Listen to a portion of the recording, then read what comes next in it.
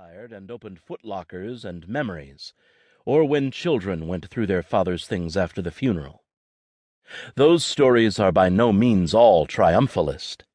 Nevertheless, they describe a good war waged against enemies worth fighting and defeating. What can a German of the same generation say about his war? Bidermann's narrative is structured by the framework of the army in which he fought, by the nature of the Reich he served, and not least by a set of cultural and intellectual conventions vastly different from their British and American counterparts. The German war memoir had its genesis in the experiences of 1914 to 1918. Like those of Britain, France, and the United States, it was the product of a limited, largely middle-class group, the self-conscious and the self-reflecting. It also developed a set of conventions that strongly influenced the genre, because most war memoirists are neither authors nor intellectuals. Simply wishing to tell their story, they tend to do so in established frameworks. German memoirists of 1914 to 1918 tended to process the war in Hegelian terms, as part of a continuum characterized by cycles of destruction and renewal. The individual's war experience became a Bildungsgeschichte, a story of growth through a dialectic between personal engagement and organic communal processes. The Germans who recorded their experiences in Hitler's war came overwhelmingly from a generation that regarded those earlier memoirs as the norm for telling what Vietnam-era author Tim O'Brien calls a true war story, a construction depicting truths for which there are no words. They adopted as well a style of writing that Germans call heroisch-pathetisch, not in the English usage of those words, but by employing a kind of elevated diction, combining romanticism and metaphysics.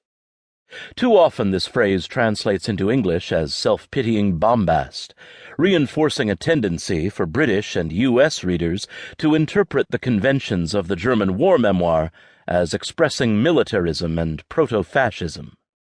French and British personal accounts of World War I focused on waste and betrayal, disjunction and fragmentation.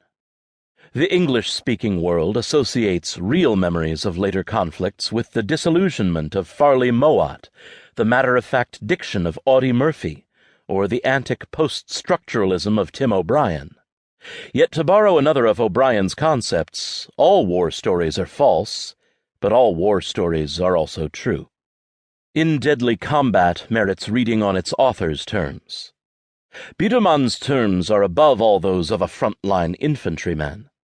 In Deadly Combat was originally written not for general audiences, not even for German veterans, but for an in-group, the survivors of Bidermann's regiment and division. The author took no pains to explain organizations and terminologies with which his readers were likely to be intimately familiar. It is worth remembering as well that even as a junior officer, Bidermann was not necessarily au courant with every aspect of his parent formations any more than his American counterparts would be. Recent challenges to the authenticity of Guy Saget's classic Forgotten Soldier depend significantly on details of nomenclature, equipment, command, and location that were highly unlikely to be noted and remembered by a man in the ranks. The same held true for platoon and company officers. It is correspondingly appropriate to introduce here the German infantry of World War II. As in all armies, its basic building block was the division. But in contrast to the U.S. Army's practice of creating homogeneous, interchangeable formations, German infantry divisions were organized and equipped in waves, or Wellen, no fewer than 35 of them in the course of the war. Gottlob Bidermann's 132nd Division belonged to the 11th Wave, formed in September 1940 for service in the Russian invasion Hitler and the High Command were already planning. It saw action in the brief Balkan campaign of April to May 1941. But its war really began when it crossed the Russian frontier on June 30th. It is then that Bidermann takes up his narrative.